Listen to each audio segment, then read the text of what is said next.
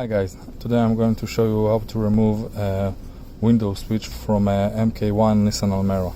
So first of all, let me show you the switch.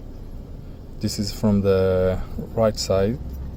You can see that you have a metal clip here. So this is the clip we need to push on so we could take out the window switch. So all you need is a small flat screwdriver. You put it here and you push it so you will get a click.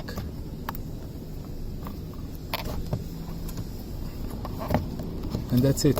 You can see the same metal clip here, and the easiest part is to push this white button. After you push the white button and release it, you need to push it a bit. That's it. And if you need to install a window switch, just do this backwards. Thank you very much.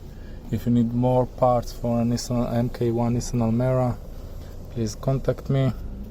The email is down below in the description. If the video was helpful, please give it a like, or if you want to see more videos how to take apart Nissan Almera, subscribe to the channel. Thank you very much.